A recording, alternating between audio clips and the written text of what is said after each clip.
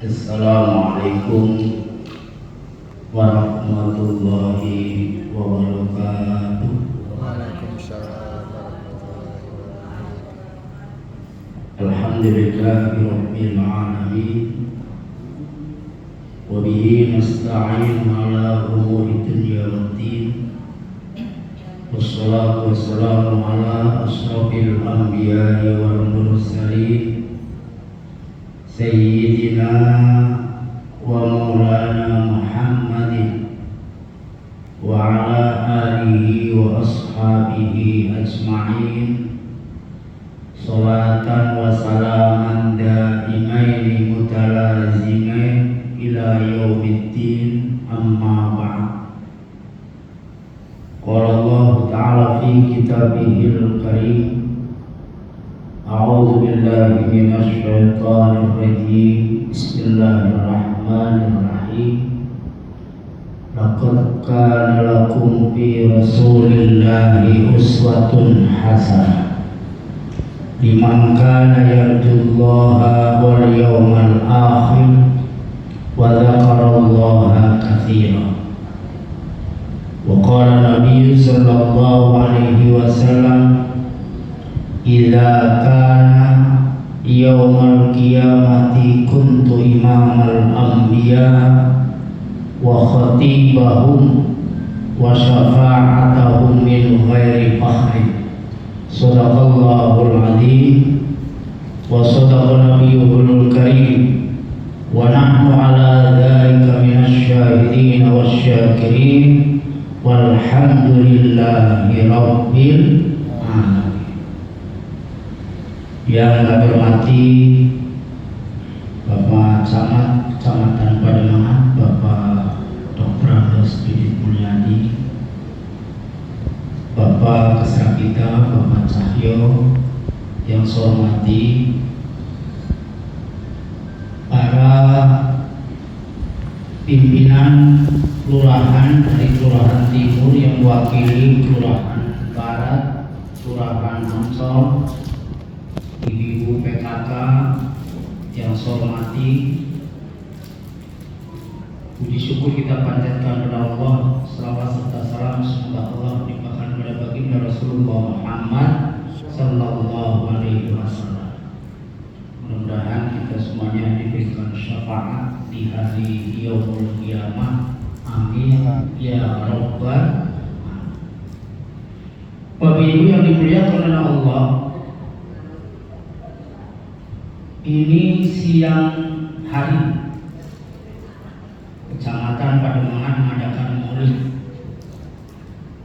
Ada satu pertanyaan, kenapa mengadakan maulid? Jawabannya simpel, karena pengen mendapatkan syafaat Rasulullah Sallallahu Alaihi Wasallam. Berapa maulid kita hadiri, dari berbagai penjuru kita hadiri, tapi kadang-kadang ketika ditanya hari lahir Nabi gak ada yang tahu. Padahal kita ini supaya paham sehingga bisa diamalkan terhadap generasi penerus kita, anak-anak kita.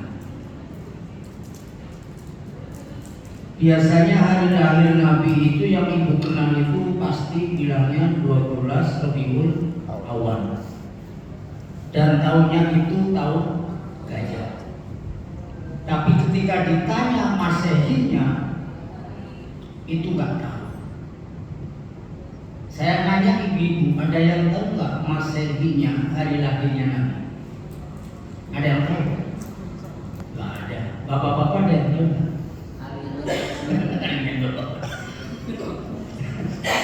Jadi maulid demi maulid, hadir demi hadir di maulid Nabi, tapi hari lahirnya, padahal Masehi itu adalah tahun lebih awal daripada tahun Hijriah. Dalam sirah Nabawiyah, Rasulullah Sallallahu Alaihi Wasallam dilahirkan itu tanggal 20 Agustus 570 Masehi. Sirah Nabawiyah. tersebut 21 April, itu mah hari lahirnya Kartini.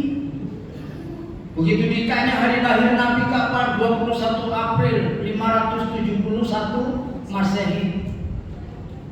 Dalam Sirah Nabawiyah itu 20 Agustus 570 Masehi, itu tahun miladiah. Karena pada waktu itu Hijriah belum ada. Hijriah dihitung itu sejak pindahnya Rasulullah Sallallahu Alaihi Wasallam dari Mekah ke Madinah. Baru dihitung awal Hijriah. Setelah dicocokkan maka jatuhlah 12 Rabiul Awal, tahunnya tahun gajah karena Masehinya belum. Sekarang paham ya? Nanti ditanya anaknya jawabnya begitu, jangan 500, jangan 12 April, apa 21. Maka setiap orang yang mengadakan Maulid Nabi harapannya itu kan supaya dapat syafaat. Biasanya kalau Maulid Nabi itu hadirlah Rasulullah SAW pada saat Mahalul Qiyam. Cuman ini gak ada Mahalul Qiyam, Pak. Ya udah bagus ada yang hadir gitu kan. Tadi saya ngomong Pak Kesra, 2 orang kita ceramain. Tapi kalau sudah 2 orang yang datang konsultasi namanya, bukan ceramah kan. Ya alhamdulillah ini lebih dari 30 sama bayangannya. Maka Maulid Nabi itu harapannya kita ada syafaat Rasulullah SAW, dan ini tanda umat yang cinta Nabi. Jadi kalau tanda umat yang cinta Nabi itu ada 4. Ini kita singkat saja di ceramahnya nih. Kayaknya 45 menit juga kelar. Gak usah lama-lama. Saya tadi nanya Pak Besar ada makan-makan kok. Cuma snack doang. Jadi habis ini pulang udah kan begitu. Jadi tanda umat cinta Nabi itu ada 4. Yang pertama, itba' li syariatin Nabi. Ikuti syariat Rasulullah Sallallahu Alaihi Wasallam. Karena Islam itu agama syariat, bukan agama hakikat. Kenapa Islam agama syariat? Karena Islam itu agama syariat. 23 tahun Rasulullah berjuang dalam memperjuangkan Islam selama 23 tahun itu mengajarkan umat agar umat selalu ibadah 5 waktu. Selalu dia ibadah dalam infak dan sedekah, selalu ibadah dalam berzikir. Inilah yang disebut syariat. Kalau Islam agama hakikat, nggak perlu sholat, nggak perlu puasa, nggak perlu zakat, nggak perlu haji, cukup iman pada Allah dan Rasul, surga. Ini maka Nabi itu berat banget, 23 tahun berjuang membawa syariat Islam, agar Islam itu mercusuar sampai ke seluruh penjuru dunia. Bagaimana caranya untuk ibadah syariatin Nabi? Dalam firman Allah surah Ali Imran ayat 31, Qul in kuntum tuhibbunallaha fattabi'uni yuhibbukumullah wa yaghfir lakum dzunubakum wallahu ghafurur rahim. Kata Allah, "Qul katakanlah ya Muhammad, in kuntum tuhibbunallah." Jika kamu mencintai Allah Subhanahu wa taala, fattabi'uni, ikuti jejak aku, kata Nabi. Fattabi'uni, ikuti jejak aku. Dengan mengikuti jejak Nabi, maka yuhibbukumullah. Yang pertama, kita akan dicintai oleh Allah. Bukan hanya dicintai, tapi wa yaghfir lakum dzunubakum, dosa-dosa kita akan diampuni oleh Allah Subhanahu wa taala. Baik dosa yang kecil maupun dosa yang besar, baik dosa yang disengaja maupun tidak disengaja, itu akan diampuni oleh Allah. Karena apa? Rasulullah bersabda dalam satu hadis qudsinya, "La amiltumul khataya hatta balaghatis sama, summa nadintum fataballahu alaikum." Meskipun dosamu itu meliputi langit dan bumi. Sumanadintum, kemudian kita menyesali dosa-dosa itu, maka fataballahu alaikum, Allah akan mengampuni dosa-dosamu. Yang penting kita mau beristighfar. Dosa takut, dosa kita besar, dosa takut, minta ampun sama Allah. Cuman bedanya, kalau dosa kecil kita beristighfar dihapus, kalau dosa besar itu nggak cukup kita beristighfar. Biasanya diiringi sholat taubat 2 rakaat. Sholli sunat taubat di rakaat ini lillahi ta'ala, dan sholatnya itu kapan aja, nggak mesti malam. Saya yakin ibu kalau malam itu tidur, bapak-bapak juga capek malam tidur. Habis maghrib boleh nggak? Boleh. Sholat taubat 2 rakaat, minta sama Allah diampuni dosa-dosa yang besar. Dosa yang besar itu adalah dosa yang ketika Allah menentukan dosa itu ada ancaman. Tapi kalau dosa kecil itu nggak ada ancaman bagi Allah. Nih kalau orang melakukan dosa kecil akan dibakar di neraka, nggak ada. Tapi kalau dosa besar ada. Ini bedanya dosa besar dan dosa kecil. Ini Allah wa yaghfir lakum dzunubakum wallahu ghafurur rahim, karena sesungguhnya Allah Maha Pengampun dan Maha Kasih Sayang. Ini yang pertama. Kalau kita menjadi umat yang cinta Nabi. Yang kedua, tanda umat yang cinta Nabi Muhammad sallallahu alaihi wasallam, ittiba'ul akhlaqi, ikuti akhlak Rasulullah sallallahu alaihi wasallam. Kita sebagai manusia yang dhaif, manusia yang lemah, suruh mengikuti akhlak Nabi. Nggak mungkin kita bisa. Minimal 25% kita hidup akhlak Nabi. 100% yakin manusia nggak bisa. Tapi kalau 25% diusahakan, insya Allah umat Nabi bisa. Kalau 5% terlalu kecil lah, gitu kan? Mengikuti akhlak Nabi 5% itu terlalu kecil. 25% lagi belum akhlak Nabi. Seperti apa akhlak Nabi? Diterangkan oleh Allah bahwa akhlak Nabi itu adalah Al-Qur'anul Karim, itu akhlak Nabi. Saking hebatnya akhlak Nabi sehingga dicantumkan dalam Al-Qur'an surat Al-Ahzab ayat 21, laqad kana lakum fi Rasulillahi uswatun hasanah liman kana yarjullaha wal yawmal akhir wa dzakarallaha katsiran. Saking hebatnya akhlak Nabi dituangkan dalam Al-Qur'an, sungguh telah ada pada diri Rasulullah sallallahu alaihi wasallam uswatun hasanah, suri teladan yang baik. Uswatun hasanah beda dengan mau'izah hasanah.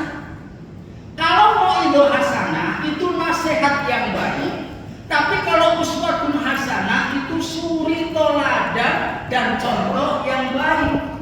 Banyak orang mampu bermau'izah hasanah, tapi tidak sama dengan mau'izah hasanahnya. Itu makanya mau'izah hasanah itu nasihat yang baik, tapi beda dengan uswatun hasanah. Untuk siapa uswatun hasanah ini? Pertama, liman kana yarjullaha, bagi orang yang mengharapkan bertemu dengan Allah. Kita pasti dong ujung-ujungnya nanti pengen bertemu dengan Allah Subhanahu wa ta'ala. Seperti apa sih Allah itu? Kita belajar. Kita akan bertemu dengan Allah nanti pada saat yaumul qiyamah. Untuk sekarang kita nggak bisa bertemu dengan Allah. Ini yang pertama. Yang kedua, wal yaumul akhir, bagi orang yang mengharapkan datanya hari kiamat. Kita sepakat dan kita yakin bahwa kiamat itu akan datang. Kapanpun, hari apapun, kita pasti yakin. Jadi kalau ada orang ngomong kiamat itu akan datang 2012, ini udah lewat. Siapa yang ngomong begitu dulu? Elia Eda, ya kan? 2012, ini udah lewat. Berarti kan dia nggak benar. Tapi yang jelas kiamat akan datang hari Jumat. Entah Jumat kapan. Tapi diterangkan bahwa kiamat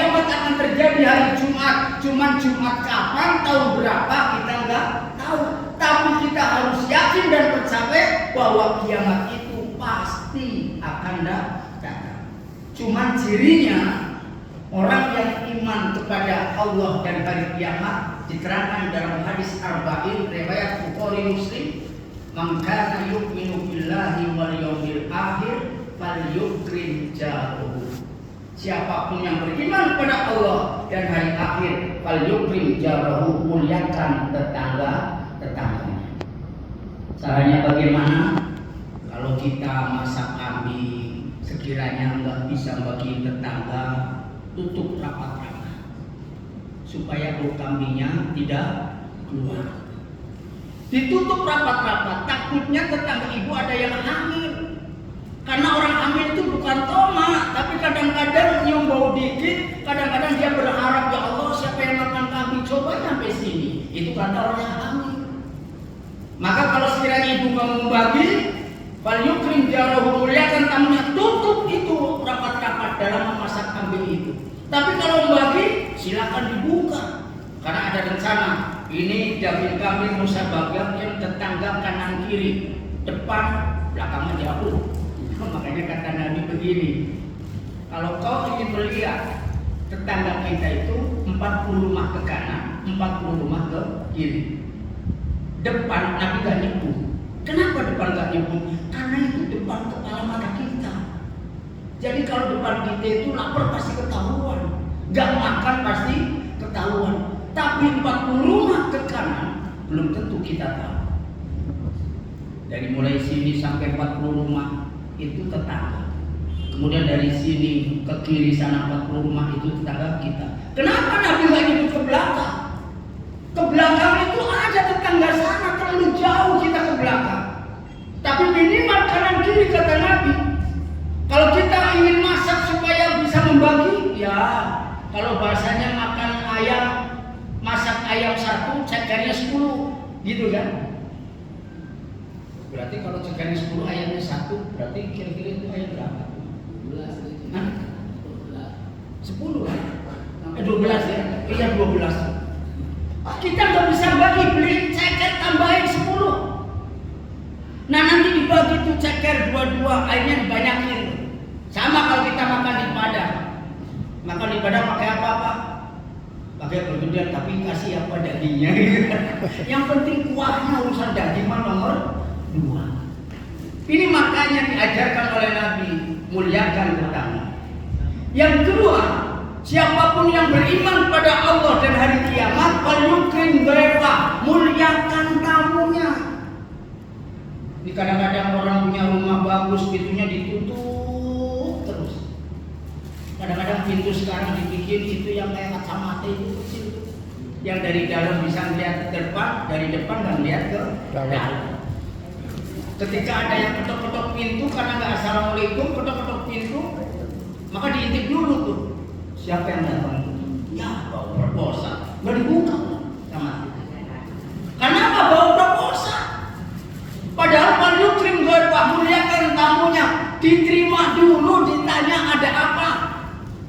Kalau memang dia assalamualaikum, minimal dijawab waalaikumsalam. Secara otomatis ketika kita sudah menjawab waalaikumsalam, pasti dibuka dong pintunya.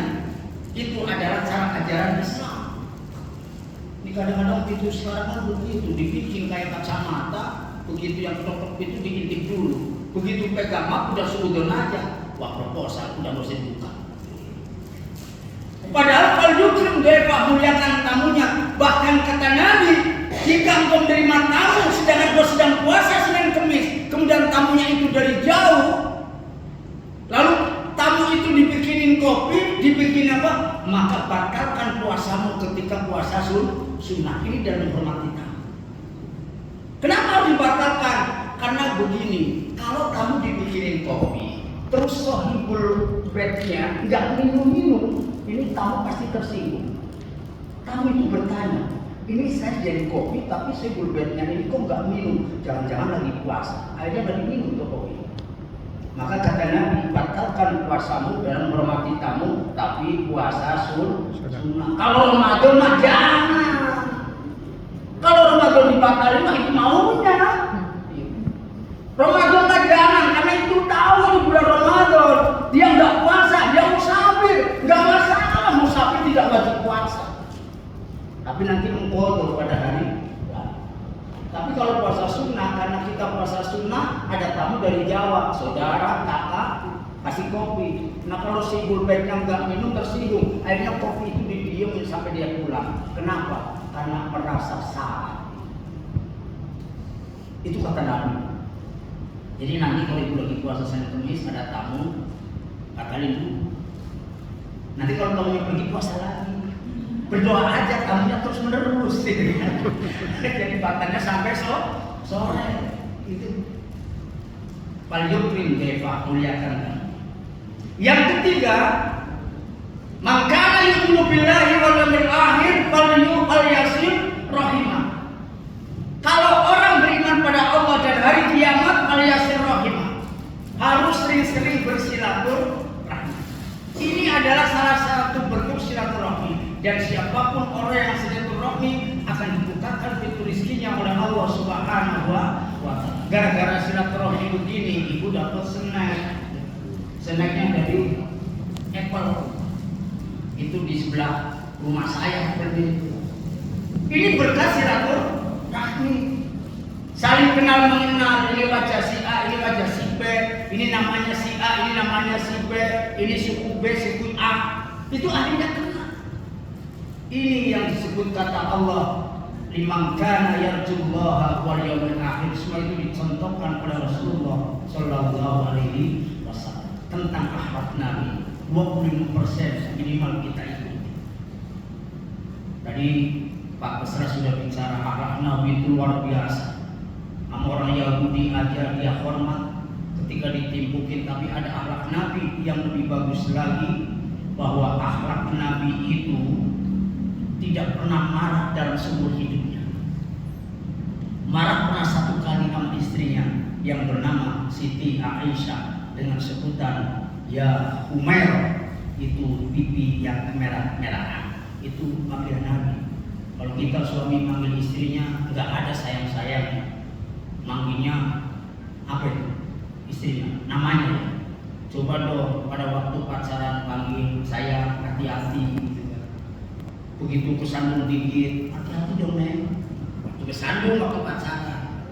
Begitu punya anak dua, bahasanya sudah lain suami. Ketika istrinya duduk, saya pernah ketemu, dan ini bukan katanya. Pada waktu kita nganterin anak renang di Suter, ada orang Betawi. Mana pakaiannya pakaian merah-merah di gaya jawara kan. Nah itu istrinya memang gak sengaja, itu tong sampah didudukin. Kata suaminya bilang begini, mak kalau ditunggu, begitu ngomongnya suaminya. Ya orang Betawi kan begitu. Padahal istrinya gak sengaja, dia dudukin tong sampah. Itu tong sampah didudukin sama dia, dikirain bangku ember itu. Kata suaminya, mak kalau ditunggu, dan begitu. Oh coba kalau lagi pacaran, aduh Neng kenapa sih? Kan begitu pasti. Nabi itu gak pernah ngomong kasar.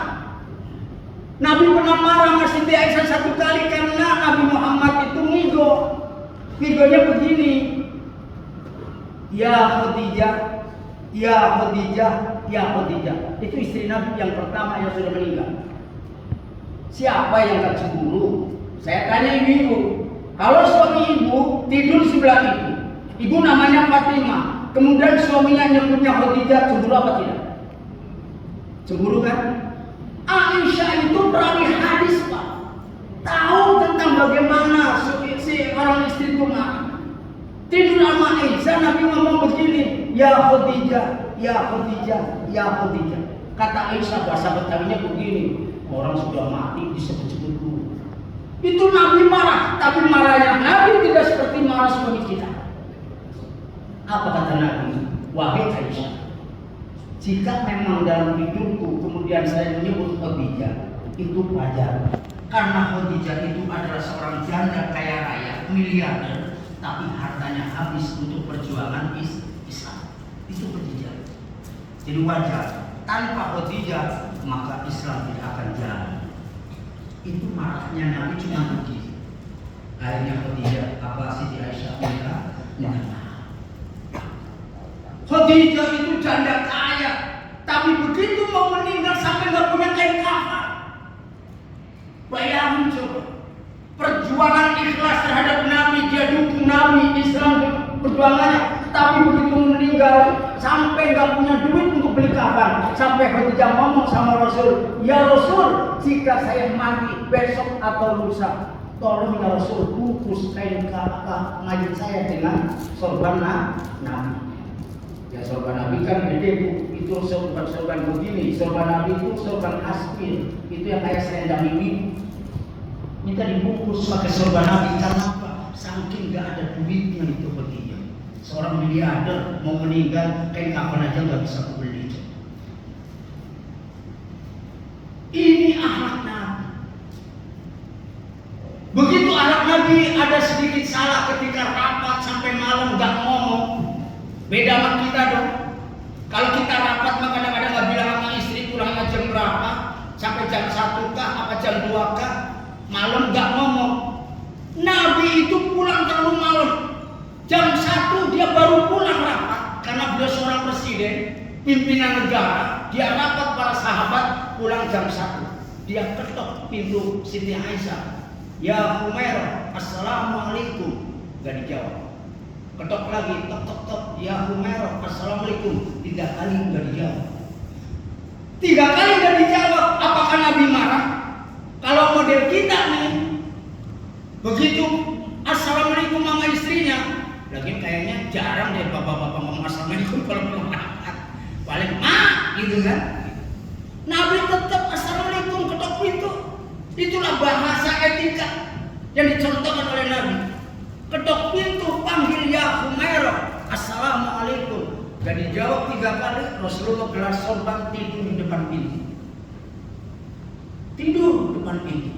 Ya dulu rumah Nabi itu dari pelepah korma, gak sekarang. Kalau sekarang kan pintunya gede-gede gitu kan. Jadi kalau Nabi tidur di depan pintu baru sakit gitu bisa. Dulu kan kayak pagar kan. Padahal pagar, pelepah korma. Masa assalamualaikum nggak kedengaran itu Siti Aisyah? Memang nggak dengar karena dia tertidur pulas. Begitu adzan subuh, as-salatu khairun minan naum. Aisyah buka pintunya ganjel. Kata Aisyah, ini ada apa kok pintu nggak bisa dibuka? Ternyata baginda Rasulullah Muhammad SAW.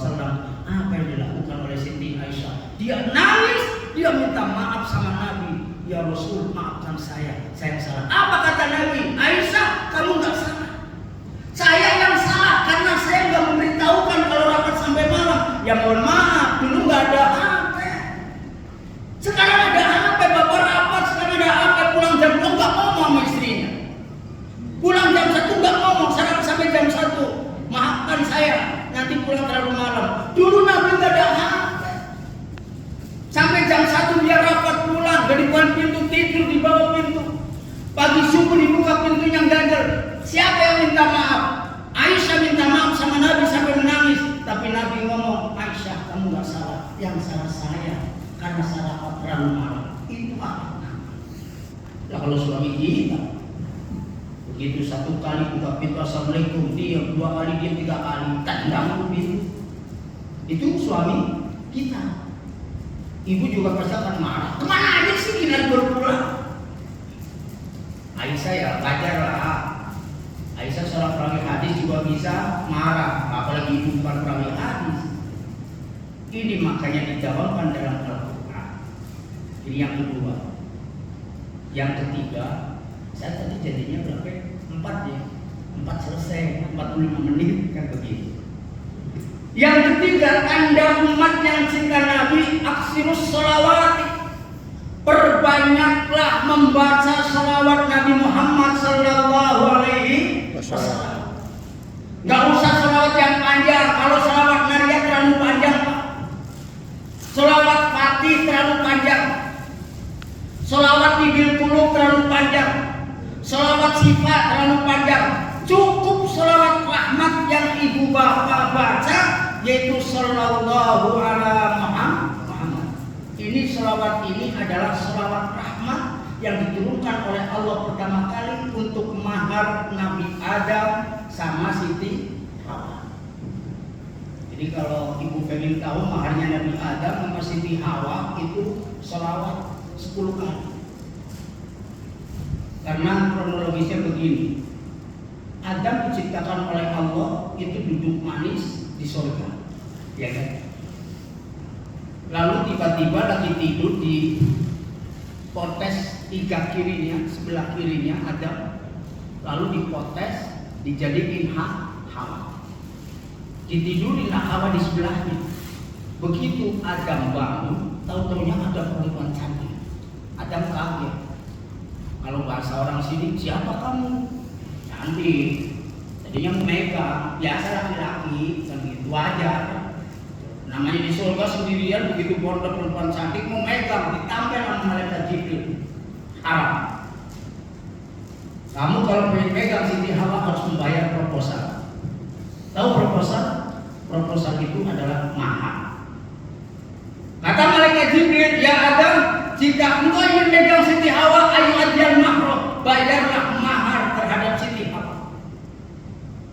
Lalu apa maharnya? Ayu sholli ala Nabi, berselawat kepada Nabi Muhammad SAW. Berapa? 10 kali. Asyara marrah, 10 kali. Hanya baca sallallahu ala Muhammad, sallallahu ala Muhammad, sallallahu ala Muhammad 10 kali. Itu mas kalinya Nabi Adam terhadap Siti Hawa. Maka nggak salah dong kalau ada umat Nabi yang nikah cukup mas kalinya selawat 3 kali, nggak masalah. Tapi perempuannya nggak mau. Memang saya cari apa? Mau dikasih mahar selawat doang. Nabi Adam selawat 10 kali sama Siti Hawa. Padahal Siti Hawa itu orang yang cantik, tinggi. Wah, tingginya Siti Hawa ya luar biasa. Orang Nabi Adam umurnya 1000 tahun. Ada sebagian mengartikan itu 950 tahun itu umurnya Nabi Adam. Berarti tingginya Nabi Adam itu luar biasa. Siti Hawa juga tinggi. Maka kalau orang sudah pernah umroh, lihat di Jeddah. Kenapa itu kota Jeddah? Itu artinya kota nenek tua. Kenapa dikatakan Jeddah? Itu adalah tempat makam Siti Hawa. Makanya disebut kota Jeddah. Artinya nenek tua. Itu nenek kita. Udah begitu mas kawin. Jadi dong suami istri, karena udah bayar mas kawin nih.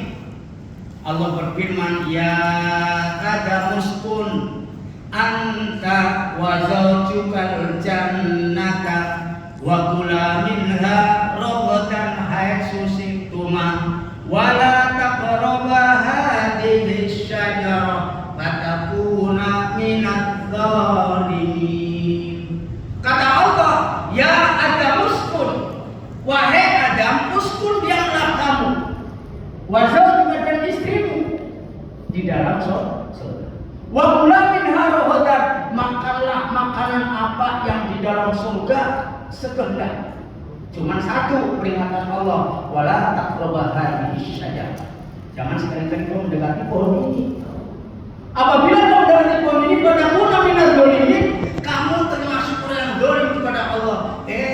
Yang namanya pengantin baru jalan-jalan sore gandengan tangan sama Siti Hawa. Kata Siti Hawa, ini manjanya perempuan. Mas, manggil Mas dulu nih ceritanya. Mas Adam, itu buah bagus sama. Ada ungu, ada kuning, ada hijau, ada oranye, gitu kan? Waduh, kalau ada pohon buahnya ungu, oranye, hijau, kuning, pasti dong kita nafsu. Kata Hawa, Mas petikin dong. Adam nurut sama Siti Hawa. Ini godaan rumah tangga Adam itu makan buah kuldi. Makanya godaan paling berat dalam rumah tangga Nabi Adam adalah memakan buah kuldi. Kesalahan satu kali memakan buah kuldi diturunkan oleh Allah dari surga dalam keadaan telanjang. Makanya umat Nabi Muhammad itu beruntung melakukan dosa berkali-kali tapi nggak diapa-apain sama Allah. Nabi Adam melakukan satu kali makan buah kuldi, itu diturunkan dari surga, jangan diusir. Kalau fa'azallahuma itu kalimatnya diturunkanlah, jangan diusir. Kalau diusir bahasanya kasar lagi. Maka dua-duanya diturunin. Nabi Adam di Sri Lanka, Hindia, Siti Hawa di Jeddah. Jarak Hindia sampai ke Jeddah berapa kilometer Pak saya? Nah, 600 kilometer. Itu jauh. Dipisah. Sementara dulu itu nggak ada Google Map, Pak. Kalau sekarang ada Google Map, kalau istri bapak kabur ke Surabaya, HP-nya dipasang apa namanya? GPS. GPS. Iya, itu pasti ketahuan. Waduh, istriku kabur ke Surabaya, bisa dikejar. Hawa di Sri Lanka, Hawa di Jeddah, Adam di Sri Lanka, itu hutan belantara, Pak. Belum ada alamat, belum ada apa-apa. Susah nyarinya. Pengen ketemu Hawa, bagaimana caranya? Nabi Adam bertobat selama 300 tahun, dia bertobat pada Allah, hanya pengen ketemu Siti Hawa. Ada sebagian mufasir mengatakan 200 tahun. Dia selalu mengucapkan Rabbana zalamna anfusana wa illam taghfir lana wa tarhamna lanakunanna minal khosirin. Itu doanya Nabi Adam yang sering dibaca. Ini sebuah doa untuk tobat kepada Allah. Akhirnya 200 tahun atau 300 tahun dikawal oleh malaikat Jibril nyari. Itulah ketemu Siti Hawa dari Bukit Jeddah. Kelihatan seorang perempuan memakai jilbab hitam. Maka orang yang pertama kali memakai jilbab hitam itu adalah Siti Hawa. Maka jangan salah, kalau orang memakai jilbab bukan semata-mata nggak ada perintah Allah, tapi itu perintah Allah. Bahkan kenapa jilbab hitam? Makanya itu gak usah heran nanti kalau ibu umroh ke Arab, orang Arab jarang bu pakai kerudung hijau, jarang orang Arab pakai kerudung pink, jarang orang Arab pakai kerudung kuning, kerudung merah. Di Indonesia doang. Karena kerudung partai banyak. Ada merah, ada kuning, ada ungu, ada putih. Di Arab itu rata-rata kerudungnya hitam. Kenapa? Itu mengikuti jejak Siti Hawa. Orang yang pertama memakai kerudung adalah Siti Hawa. Begitu dari Bukit Jeddah kata malaikat Jibril, ya Adam, itu kayaknya Hawa tuh. Oh benar itu Siti Hawa. Tadinya Siti Hawa kan kinclong waktu di surga kan, glowing. Adam juga ganteng, makanya orang India ganteng-ganteng sedikit berkati daripada Adam. Apa kata malaikat Jibril? Ya Adam, apakah kamu pengen Siti Hawa ini cantik lagi? Apakah kamu juga pengen supaya kamu ganteng lagi? 200 tahun gak mandi, karena gak ada yang check up. Dipisah, dihutang. Akhirnya apa kata malaikat Jibril? Dan kalau kamu pengen ganteng dan istrimu cantik lagi, kamu menjalankan puasa ayyamul bid, puasa hari-hari putih. Kapan ayyamul bid dilakukan? Tanggal 13, 14, 15. Di kalangan masyarakat Indonesia, orang Jawa itu namanya puasa bulan purnama. Ternyata puasa bulan purnama yang disebut ayyamul bid itu adalah bagi perempuan itu pengganti daripada facial. Ibu nggak usah facial ke Janet, karena Janet mahal. Satu kali facial 200.000. Kalau seminggu 2 kali facial itu 400. Mana nggak izin sama suami. Suaminya nanya, ini duitnya habis dulu. Ternyata buat facial ke Janet. Daripada ibu facial ke Janet 200.000 satu kali facial, mendingan puasa ayyamul bid 3 hari, 13, 14, 15 setiap bulan purnama. Bapak-bapak juga boleh, karena Nabi pernah melakukan, Nabi Adam melakukan puasa ayyamul bid. Karena bapak nggak mampu untuk puasa Senin Kemis, mungkin belum mampu. Yang mampu, kenapa Senin Kemis? Senin adalah hari lahirnya Nabi, Kemis adalah hari lahirnya Khadijah. Jadi supaya ibu paham, jangan ibu puasa Senin Kemis, ini puasa Senin hari lahirnya siapa sih? Terus ini Kemis puasa hari lahirnya siapa? Jadi Senin itu hari lahirnya Nabi, Kemis itu hari lahirnya Khadijah. Maka digabung menjadi puasa Senin Kemis itu milad Muhammad. Untuk milad Nabi Daud 1 hari puasa, 1 hari buka. Itu setahun full puasa. Silahkan kalau mampu untuk mengikuti puasa Nabi Daud. Tapi kalau pengen dapat sunnah Nabi Adam, Kemis, Senin, Kemis puasa, Sabtunya puasa Jumatnya. Nggak apa-apa kalau dari Kamis, Jumat, Sabtu puasa. Tapi saya yakin itu Senin Kamis saja susah banget. Kadang-kadang kalau istrinya sih rajin puasa, maka suaminya ngomong saya nitip aja mah, gitu kan. Kata suaminya ketika saya nggak mau bohong. Kalau lagi puasa Senin Kamis, istri saya kan puasa Senin Kamis, saya ngomong nitip mie, gitu kan. Ya saya nyari nafkah, Umi yang puasa, sama dong. Nyari nafkah jihad, bapak nyari nafkah, istrinya di rumah puasa Senin Kamis, doain bapak, sama-sama dapat pahala. Jihad fisabilillah dalam memperjuangkan berikan nafkah terhadap istri dan anak. Ini udah Siti Hawa, maka inilah jejak Rasulullah Sallallahu Alaihi Wasallam ketika sholawat diucapkan oleh Nabi Adam untuk mas kawin Siti Hawa. Kenapa umatnya nggak mau memperbanyak sholat? Ini perintah Allah. Innallaha wa malaikatahu yusholluna 'alan nabi ya ayyuhalladzina amanu shallu 'alaihi wa sallimu taslima. Sholawat itu perintah Allah. Kita harus bersolawat. Lalu Nabi ngomong, inna sholata 'alan nabi mimma yusqilul mizan. Sesungguhnya sholawat kepada Nabi Muhammad Sallallahu Alaihi Wasallam yusqilul mizan, ini akan memberatkan timbangan di hari yaumul kiamat. Berkat sholawat, sholat mah belang bentong, tapi sholawatnya tiap hari alhamdulillah dapat syafaat Nabi. Ketika udah dapat Nabi, masuk surga. Urusan sholat penuh, bagus, tapi belang bentong gak masalah. Tapi jangan belang bentong terus, seumur hidupnya belang bentong. Ada orang yang sholat seumur hidup gak pernah sholat. Sekali ya sholat kurang aja, sholatnya depan imam gitu kan, alias mayit. Itu kan mayit kurang aja gitu. Sholatnya di depan imam. Karena apa? Seumur hidupnya gak pernah sholat.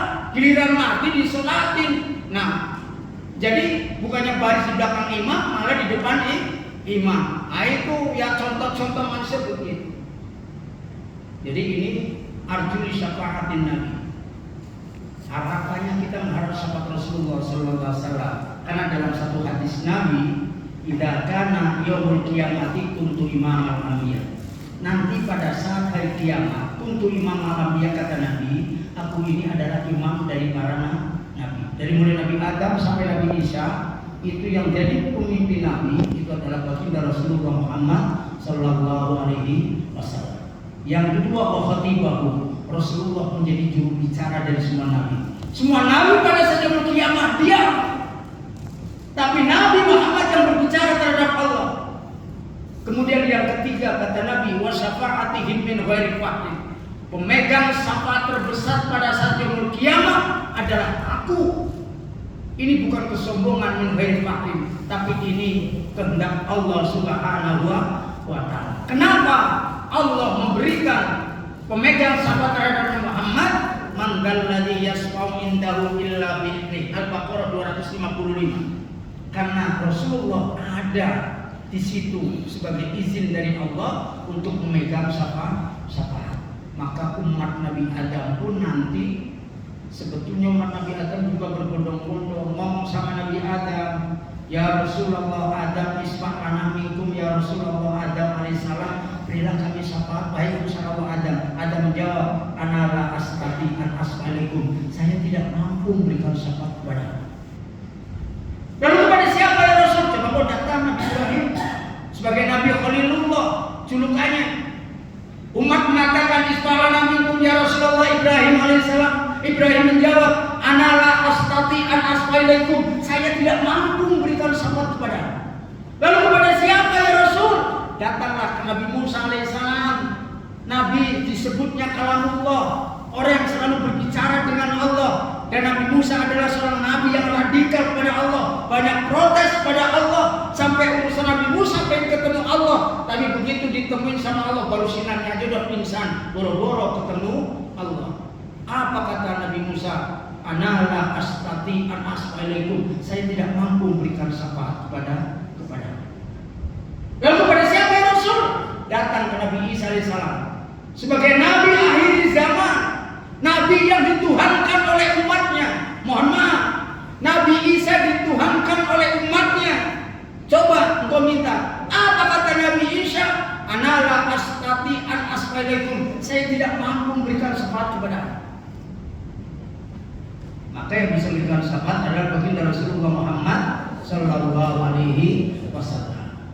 Maka ketika kita cinta Nabi, sering-seringlah kita membaca sholawat Nabi. Cukup Sallallahu Ala Muhammad. Kalau Sallallahu Ala Muhammad ibu sambil nonton TV, sinetron, silakan berselawat. Kalau selawat Naria ibu nonton TV, yang ada nontonnya nggak konsep, selawatnya juga lupa. Kalau selawat Naria, bapak lagi kerja baca selawat Naria, kerjaan gak dikerjain, selawatnya juga lupa. Maka kalau Sallallahu Alaihi Muhammad ibu nonton TV, mau sinetron sore, mau sinetron pagi, duduk sambil Sallallahu Alaihi Muhammad. Insya Allah jika engkau meninggal dunia dalam kondisi membaca selawat, insya Allah mendapat syafaat Rasulullah Sallallahu Alaihi Wasallam. Bapak Ibu yang dimuliakan Allah Subhanahu Wa Taala, cukup ya 45 menit lebih. Mudah-mudahan kita yang hadir pada hari ini diberikan syafaat oleh Rasulullah Sallallahu Alaihi Wasallam. Duduk. Al-Fatihah. A'udzubillahi minasyaitonir rajim. Bismillahirrahmanirrahim. Alhamdulillahirabbil alamin arrahmanir rahim maliki yaumiddin. Iyyaka na'budu wa iyyaka nasta'in ihdinas siratal mustaqim siratal ladzina an'amta 'alaihim ghairil maghdubi 'alaihim waladdallin. Bismillahirrahmanirrahim. Allahumma anfa'na bima 'allamtana wa 'allimna ma yanfa'una wa zidna ilman nafi'a. Allahumma anfa'na fi majalisina wa 'allimna ma yanfa'una wa zidna ilman nafi'a. Allahumma aftah alaina futuhal arifin waj'alna min ibadikas sholihin. Wa sallallahu ala sayyidina Muhammadin wa ala alihi wa sahbihi wa barik wa sallim walhamdulillahi rabbil alamin. Terima kasih. Wassalamualaikum warahmatullahi wabarakatuh.